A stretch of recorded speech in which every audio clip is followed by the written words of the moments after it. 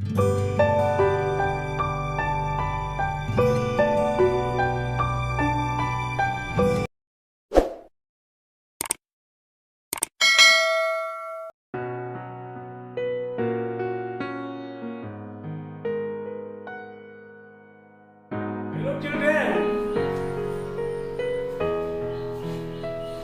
वर्ग में अर्थात 6, 7, 8 में आपका चल रहा है अभी different classes of micro organisms. और डिफरेंट क्लासेस में हम लोगों ने ये माइक्रोबायोलॉजी में स्टडी कर ली है बैक्टीरिया, फंजाई और एल्गी। इन सबों का ये हार्म और बेनिफिट दोनों की चर्चा हम लोगों ने कर ली है। और मुझे आप पर पूर्ण विश्वास है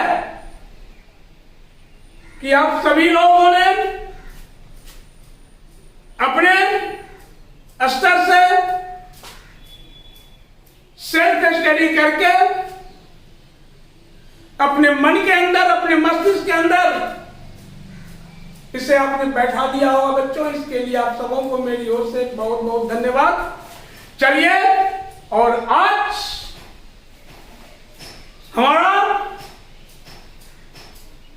ये दूसरा क्लासेस, नया क्लासेस माइक्रोबायोलॉजी में ही ये virus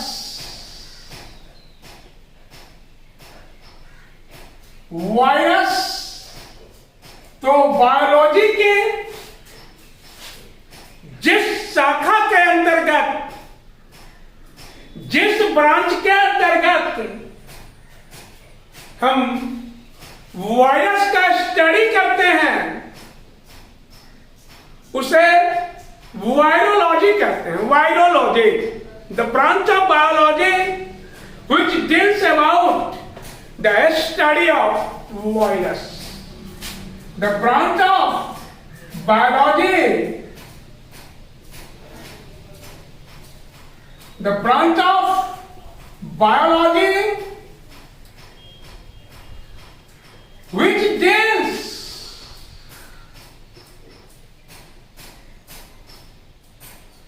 about a study of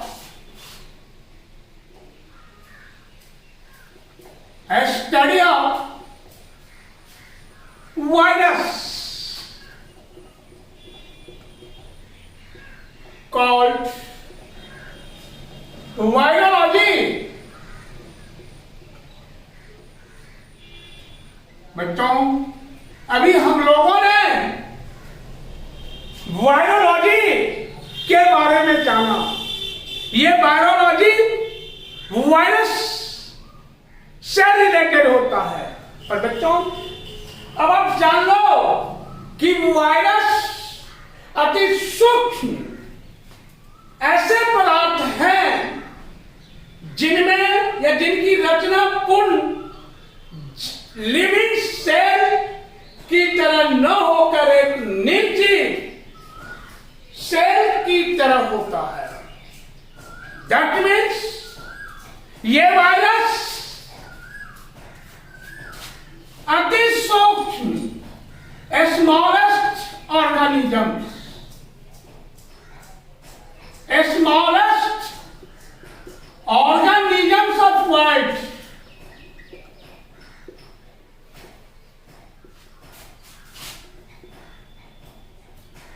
ये वायरस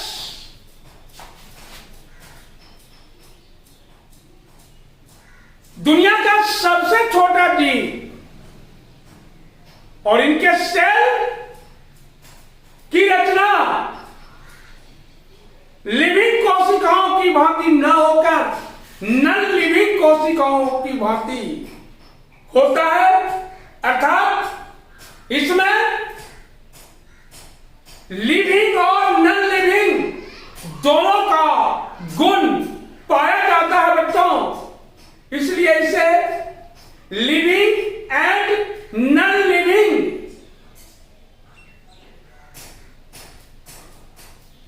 जीवों के ऑर्गेनिज्म के बीच यह कनेक्टिंग लिंक या योजक कड़ी का काम करता है। तो it acts like connecting link between living and non living या सजीव और निर्जीव दोनों की विशेषताओं की उपस्थिति के कारण इसे कभी निर्जीव और कभी सजीव के बीच की कड़ी मानी जाती है। It contains living and non-living. Itself contains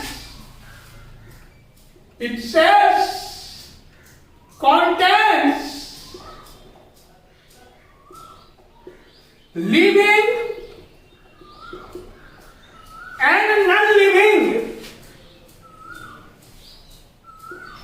and non-living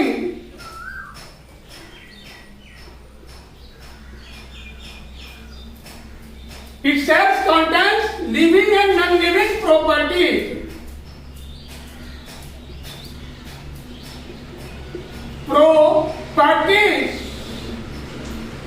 So it works like a connecting link. So it works like a connecting link.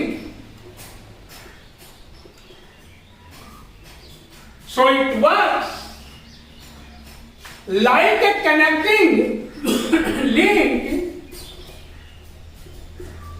between living and non-living.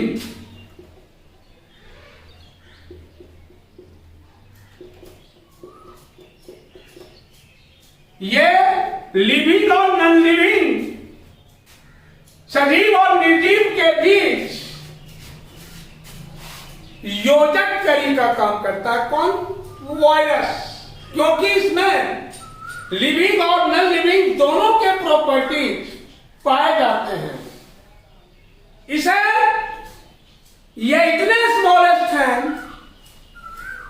कि इसे केवल इलेक्ट्रॉन माइक्रोस्कोप से ही ऑब्जर्व किया जा सकता है। It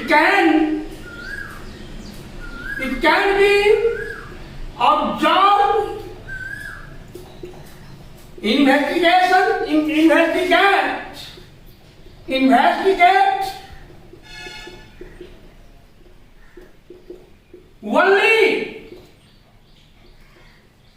only electron microscope. Only electron microscope. और क्यों? क्योंकि हम पहले देख चुके हैं कि ये स्मॉलेस्ट ऑर्गेनिज्म, स्मॉलेस्ट जीव है दुनिया के।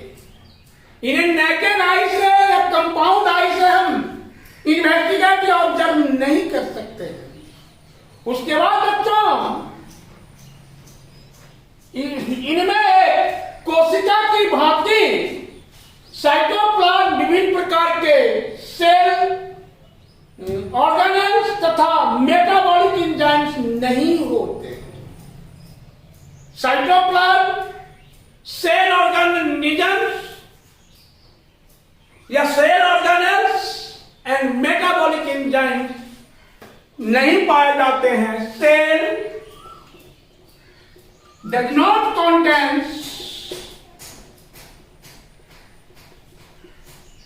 सेल में cell organelles, cell does not contain cytoplasm, cell organelles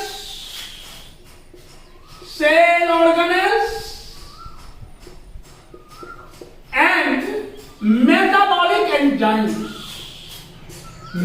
metabolic enzyme, metabolic enzyme cell में नहीं होते बच्चों, आप याद रखोगे।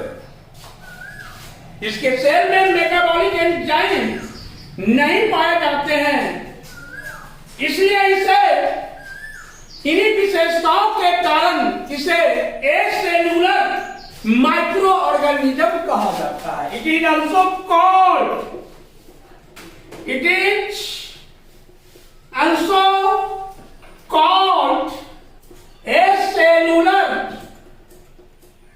microorganisms. It is also called acellular microorganisms. क्योंकि सेल ऑर्गेनेल्स इसमें बच्चों नहीं होते हैं, इसलिए ये एसेलुलर माइक्रो ऑर्गेनिजम्स कहलाते हैं। इसके बाद बच्चों इसका अपना कोई अस्तित्व नहीं होता, इसका अपना कोई अस्तित्व एग्जिस्टेंस नहीं होगा। It has no any existence because it lives in living cells and maintains all the essential food requirement. तो इसे अपना कोई, it has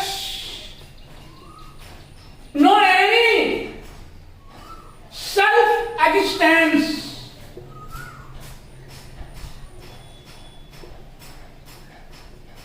any self existence, he said it has no any self existence, इसे अपना कोई अस्तित्व नहीं होता बच्चों। ये लिविंग सेल ऑर्गेनिज्म में रहते हैं और उसी से अपने आवश्यकताओं की पूर्ति करते हैं बच्चों। इसके बाद है इसके, हालांकि जीवित कोशिकाओं में पाए जाने वाले दो जटिल महत्वपूर्ण रचना प्रोटीन एवं न्यूक्लिक अम्ल इसमें भी होते हैं।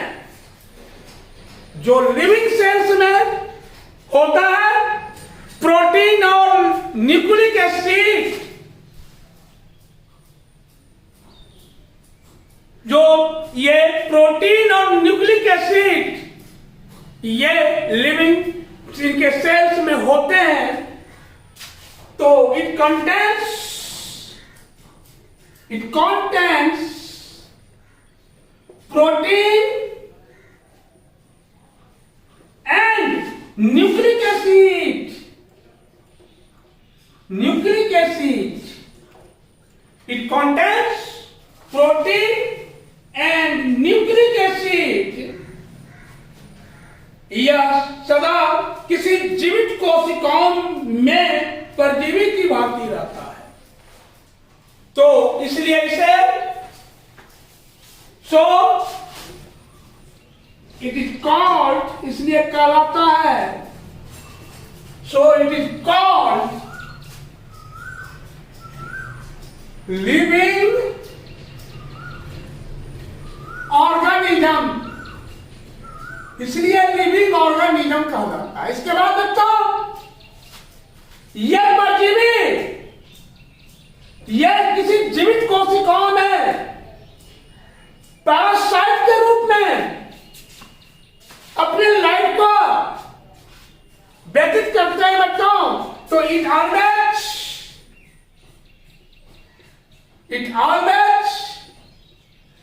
lives in living cells,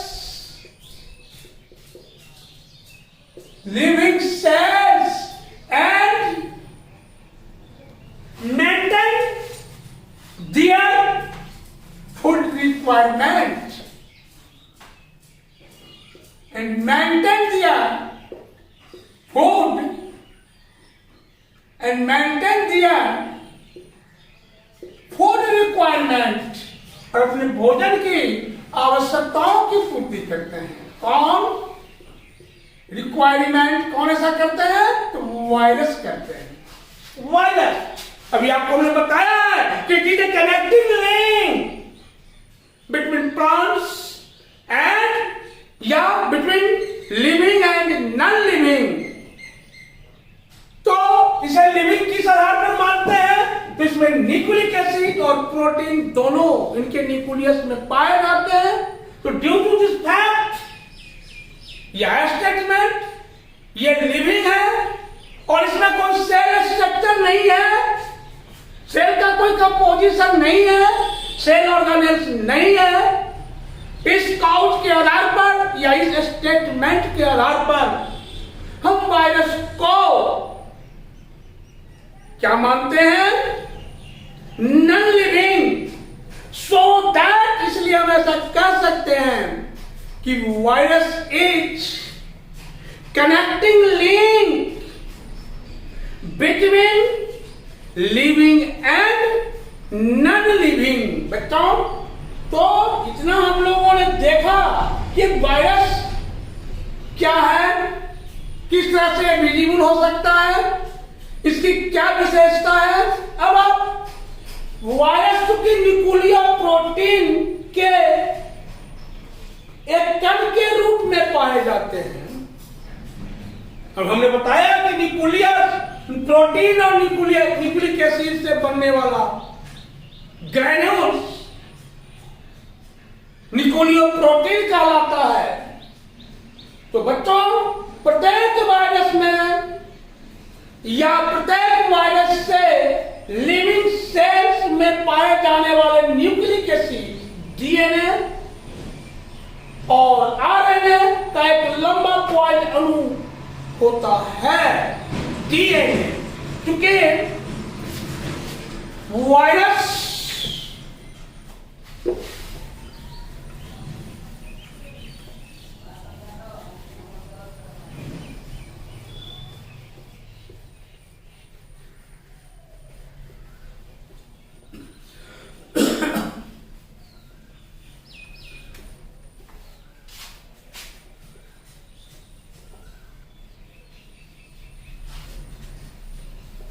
ये वायरस न्यूक्लियर प्रोटीन का मॉलिक्यूल्स है।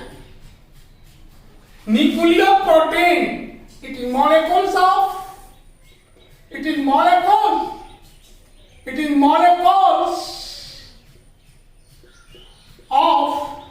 Nuclear protein.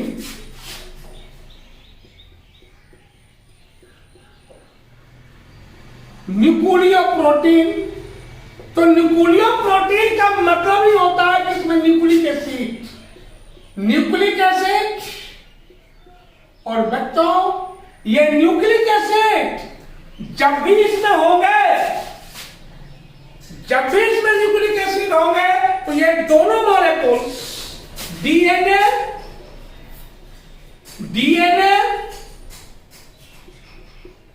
और आरएनए, ये दोनों मॉलिक्यूल्स लार्ज रूप से पाए जाएंगे। डीएनए का full form deoxy ribo nucleic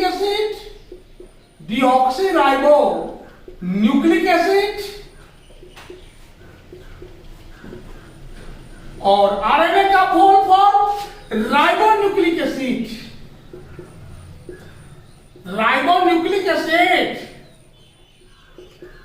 और इसे न्यूक्लिक एसिड अर्थात डीएनए एंड आरएनए के कारण इसको हम लिविंग मॉलिक्यूल्स मानते हैं। किस कारण से? तो न्यूक्लियर प्रोटीन के कारण इसे हम लिविंग मॉलिक्यूल्स मानते हैं। न्यूक्लियर प्रोटीन के कारण इसको लिविंग या सजीव अणु माना जाता है। बच्चों, तो आप देख लिया कि क्यों इसे हम सजीव कहते हैं और निर्जीव क्यों कहते हैं। तो इसमें किसी तरह का कोई cell organelles, metabolic enzymes and cytoplasm नहीं पाए जाते। किसी कारण से इसको हम नॉन लिविंग मॉलिक्यूल्स मानते हैं। तो ये नॉन लिविंग मॉलिक्यूल्स और लिविंग मॉलिक्यूल्स के बीच ये smallest unit virus connecting link का काम करता है, योजककारी का काम करता है। बच्चों आप याद रखोगे। उसके बाद इसके अणु चारों ओर से प्रोटीन अणुओं के बने आवरण से घिरे होते हैं। ये न्यूक्लिक एसिड प्रोटीन अणुओं के बने आवरण से घिरे होते हैं। एक जीवित पदार्थ की तरह इसमें न तो वृद्धि होती है।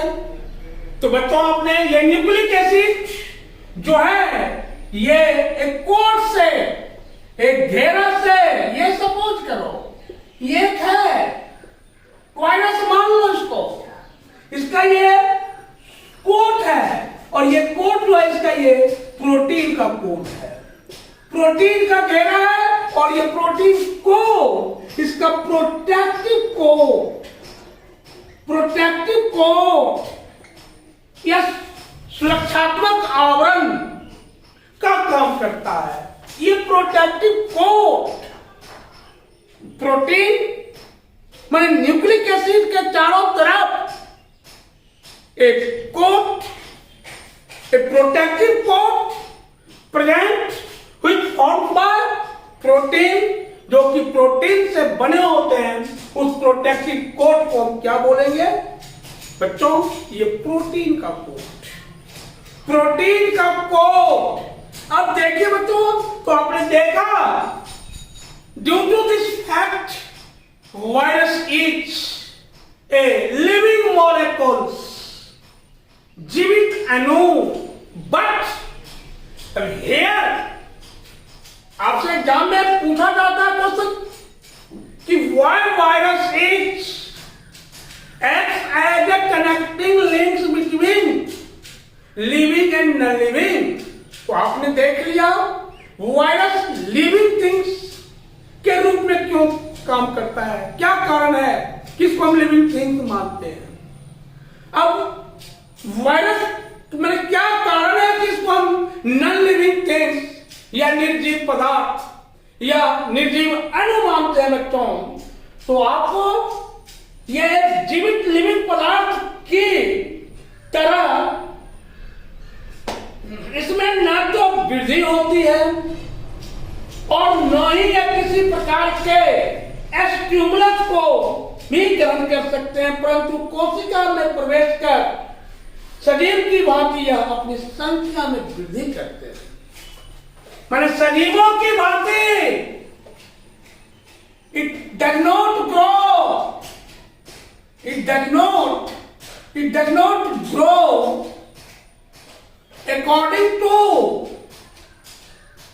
it does not grow according to living things.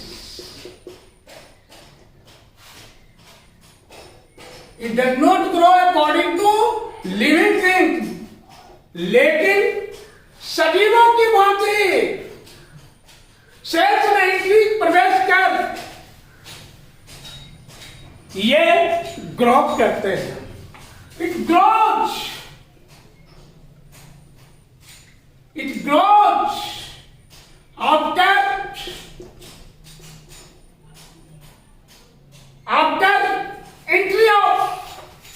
after entry within living cell, after entry within living cell। इसके बाद बच्चों does not contain any stimulus, या किसी प्रकार के उद्दीपन को ग्रहण नहीं करते। It does not contain any stimulus, it does not contain any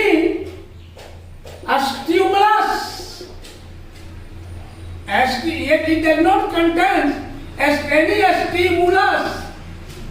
तो बच्चों इन्हीं कारणों से ये नीचे थिंग्स हैं, नॉन लिविंग थिंग्स या नॉन लिविंग मॉलिक्यूल्स है बच्चों। अब है वायरस का नामकरण जीवों में उनके द्वारा उत्पन्न रोगों के नाम पर आधारित होता है। वायरस का नोमेनक्लेचर उनके द्वारा उत्पन्न रोगों के आधार पर होता है उनका नामकरण बच्चों वायरस का। तो आइए आप देखेंगे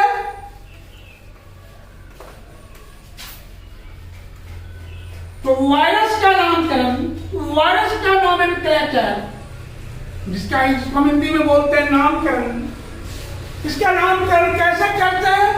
तो जीवों में जिस प्रकार के ये डिजीज को फैलाते हैं उस हिसाब से उनका नामकरण किया जाता है बच्चों।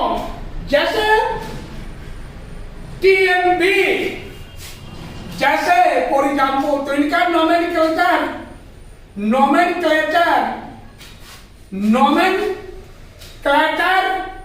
नामकरण डिपेंड्स, निर्भर करता है,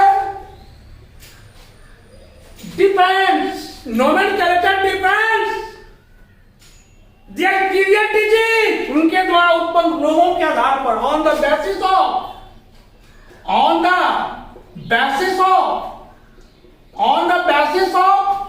their period disease, on the basis of their period disease. Example, for example देखिए बच्चों, ओरिजिन टीएमबी,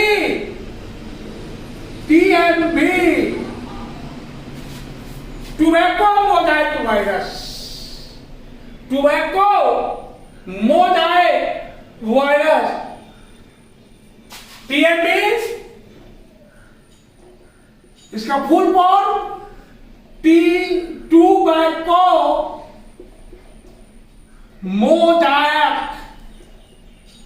मोजाइक वायरस। और ये तंबाकू की पत्तियों में रोग उत्पन्न करते हैं टीएमबी, टोबैको लीव्स में ये टीएमबी डिजीज उत्पन्न करता है। TMV disease, tobacco mosaic virus, tobacco mosaic virus. इसके बाद बच्चों टीएमबी के बाद पीटीओ, पोटैटो मोजाइक वायरस,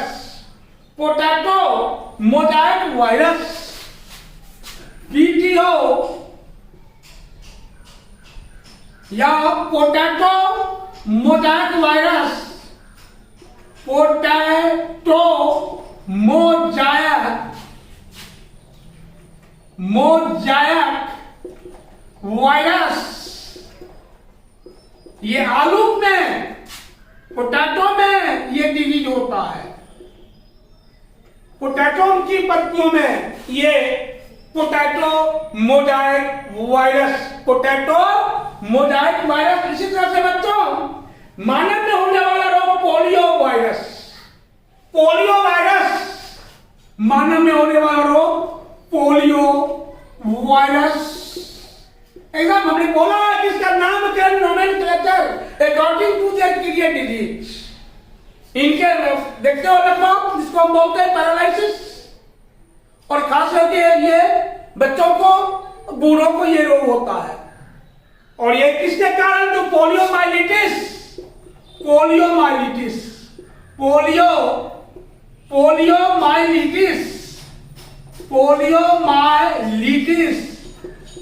इसका वायरस का नाम है पोलियोमाइलिटिस। और ये किस अंग को? तो हैंड्स एंड लेग्स को इन्फेक्टेड करते हैं, हाथ और पैर को इन्फेक्टेड करते हैं, और कभी कभी ब्रेन को इन्फेक्टेड करते हैं बच्चों। मस्तिष्क को, जिसको आप कहते हो कि ब्रेन हेमरेज कर गया due to poliomyelitis, due to virus. और बच्चों ये पोलियोमाइलिटिस जो है खास करके ओल्ड मैन, ओल्ड एंड क्या चिल्ड्रेन को ज्यादा इफेक्ट करता है। याद रखो बच्चों, ये पोलियो वायरस अभी हमने कहा है कि इनका नामकरण nomenclature according to the period disease के पीरियड के आधार पर निर्भर करता है बच्चों। अब उसके बाद इन्फ्लुएंजा, इन्फ्लुएंजा ये भी डिजीज है। इन्फ्लुएंजा ये वायरस के कारण, और ये मैन में सर्दी खांसी जुकाम एक्सेट्रा। इन्फ्लुएंजा खांसते बार बार देखा जा रहा है अभी कोरोना के माहौल में कि जब भी तुम खांसो, छींको, सोशल डिस्टेंसिंग मेंटेन करो, नाक पर रुमाल रखो। अभी एट प्रेजेंट में क्या कहते हैं उनको मास्क का इस्तेमाल करो। ये सब हमारे लिए बहुत ही अनिवार्य है। अब जिस समय तो हम स्नीजिंग का वर्क करते हैं, छींकने जिसको बोलते हैं, छींकने का वर्क करते हैं, तो दूसरे के परेशानी को भी हमें देखना होगा और ऑलवेज सोशल डिस्टेंसिंग के साथ, और मुंह पर कपड़ा, कोई साफ कपड़ा, हैंडकरचिप या तो कुछ भी हो आपके पास, उससे मतलब प्रोटेक्टिव तरीकों से हमें स्नीजिंग करना होगा। अभी बहुत सारे प्रावधान हमारे सरकार की तरफ से, ये दंड के बहुत सारे ऐसे माने गलत मैनर पर हम दंडित भी हो सकते हैं बच्चों। इस चीज को आप याद रखो, क्योंकि वायरस बहुत ज्यादा तेजी से स्प्रेडिंग करता है। वायरस बहुत ज्यादा से तेजी से स्प्रेडिंग करता है, और ये जानते हो इससे इंफेक्शियस डिजीज, संक्रामक रोग होने की संभावना अधिक होती है। एक व्यक्ति से दूसरे व्यक्तियों में ये लगा इन्फेक्ट करने वाला डिजीज है ये वायरस, ये सूक्ष्म जीव, ये माइक्रो ऑर्गेनिजम्स है बच्चों। तो ये और देखिए वायरस बैक्टीरिया की तरह वायरसों को भी ये क्या कहते हैं एंटीबायोटिक रासायन के से नष्ट करने के में वैज्ञानिकों ने अपनी रोगों की रोकथाम के लिए उनकी मदद ली है और क्या बनाई है, वैक्सीन। वैक्सीन, ये वैक्सीन क्या तैयार हुआ, ये वैक्सीन तैयार किया गया है, इसको हिंदी में बोलते हैं टीका। और ये टीका बॉडी में इम्यूनिटी पावर को इंक्रीज करता है, इम्यूनिटी पावर। और ये वायरस का भी एंटीबायोटिक्स, दैट इज ये वैक्सीन जो है क्या एंटीबायोटिक्स है, ये वायरस से भी बनाए जाते हैं। बैक्टीरिया की बात करो, हमने आपको बताया है कि वह रसायन, वह केमिकल्स, ये केमिकल्स हैं, और वह केमिकल्स जो सूक्ष्म जीव से बनाए जाते हैं और सूक्ष्म जीव को ही नष्ट करते हैं, दैट इज कॉल्ड एंटीबायोटिक। तो ये बैक्टीरिया की भांति वायरस से भी ये वैक्सीन तैयार किया गया है, टीका तैयार किया जाता है, जिसे हम इंजेक्शन के माध्यम से, सुई के माध्यम से, या अभी तुम देख रहे हो पोलियो के 2 बूंद, that is also vaccine. OPV आपने पढ़ा है, ओरल पोलियो वायरस, ये जो है वैक्सीन आपका ओपीवी बच्चों को दिया जाता है, छोटे बच्चों को। ओपीवी ओरल पोलियो वायरस,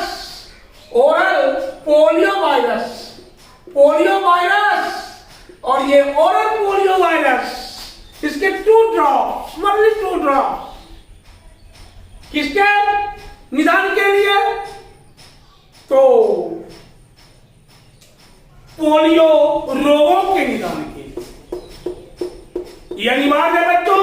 तुम चूंकि ये ओपीवी या जिसको हम इंजेक्शन के माध्यम से शरीर के अंदर इंजेक्ट कराते हैं, वो हमारे बॉडी में इम्यूनिटी पावर को बढ़ा देता है, और बॉडी में जब इम्यूनिटी पावर बढ़ जाती है तो हमारा शरीर इजी वे में बीमारियों से फाइट करता है। बच्चों याद रखोगे। तो ये वायरस, और वायरस के कारण और सारे रोग होते हैं, थोड़ा देख लें हम लोग, ये जान लें। कुछ रोग वायरस के कारण होने वाला स्तन डिजीज,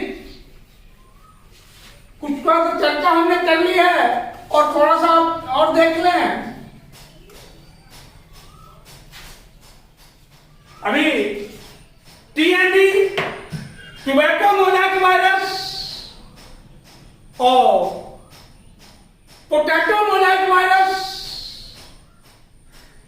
उसके बाद इन्फ्लुएंजा, पोलियो की चर्चा हमने आपको बताया कि सारे के सारे रोग जो होते हैं ये वायरस के होते हैं, और वायरस का नोमेनक्लेचर उनके नाम के आधार पर, लोगों के नाम के आधार पर, लोगों के आधार पर की जाती है बच्चों। तो आइए अब हम देखेंगे वायरस डिजीज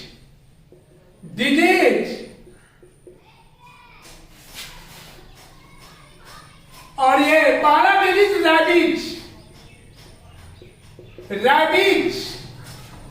रैबिनो वायरस। वायरस का नाम है रैबिनो वायरस, और ये पागल कुत्तों के सैलिवरी ग्लैंड्स में, पागल मेट डॉग्स के सैलिवरी ग्लैंड्स में ये अगर बाइटिंग करेगा तो आपको क्या होगा? ये रेबिक हो सकता है।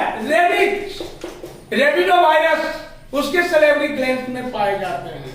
दूसरा है पॉक्स। तो पॉक्स चेचक की बीमारी जो होती है बच्चों, अभी तो कम हो रही है, छोटा चेचक हो रहा है।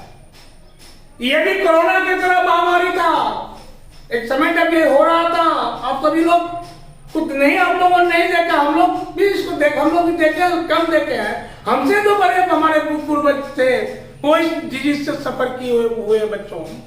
तो ये पॉक्स महामारी, चेचक इसको होता था उस समय, तो लोग इसको भगवती मानते थे। डर के मारे दवा नहीं लेते थे, कोई दवा भी नहीं थी अवेलेबल। घर में पूजा पाठ और क्या क्या जो हमारा धर्म से अटैच चीज था वो होता था, और सफाई बहुत जरूरी चीज है। कोई भी चीज बहुत देखो, कोरोना में बार बार कहा जा रहा है कि लाइफ बॉय साबुन, डिटॉल साबुन, सैनिटाइजर का ऑलवेज यूज करिए। उसी तरह से ये भी, इसमें भी ये भी महामारी का रूप था अपने समय में बच्चों। बहुत सारे लोग इससे नुकसान हो गए, और आज इसको बिल्कुल ब्रेक कर दिया गया है। छोटा सा होता है उसका कोई मान नहीं, तो वैक्सीन बना करके, वैक्सीन तैयार करके, तो इसका वैक्सीन है चिकन पॉक्स।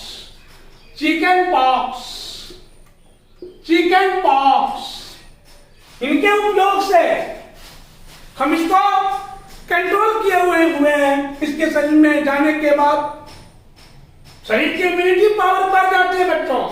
उसके बाद है आपका येलो फीवर, येलो वायरस से। ये येलो फीवर बुखार जो होता है, ज्वर, येलो फीवर से तरह की है सब, येलो वायरस।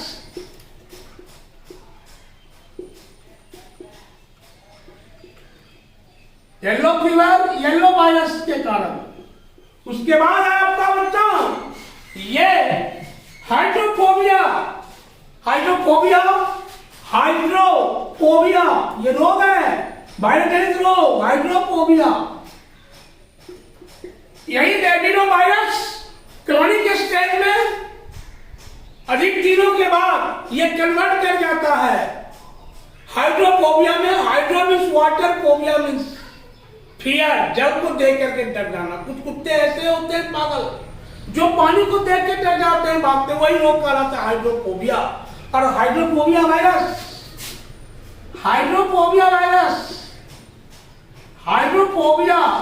वायरस बच्चों उसके बाद आपका ये cancer, different type of cancer.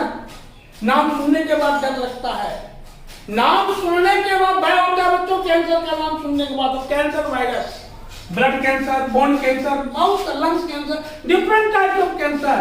तो कैंसर वायरस। इसके बाद बच्चों AIDS, acquired, full form acquired immunity deficiency syndrome, acquired immuno deficiency syndrome, acquired immuno deficiency syndrome, ये इसका full form acquired immuno deficiency syndrome. और ये मन चले लोगों को जिनका कैरेक्टर खराब होता है या कुछ हम अपने ओर से गलती कर लेते हैं, बहुत सारी छोटी छोटी गलती, उसको हम छोटा से समझ के हम जिस समय नहीं समझते उस चीज को गलत रास्ते पर चले जाते हैं, गलत ढंग से कुछ मारा तो हमसे कुछ हो जाता है, तो then we will suffer from this disease और it is also a lifelong disease। बहुत मुश्किल है जीना, होने के बाद कई पीढ़ी तक के मेंबर को ये डिस्टर्ब करता है, बच्चों याद रखना। इसलिए भविष्य में कभी भी अपनी ओर से इस तरह का कभी सुझाव या सोच गलत मन में कभी नहीं आनी चाहिए।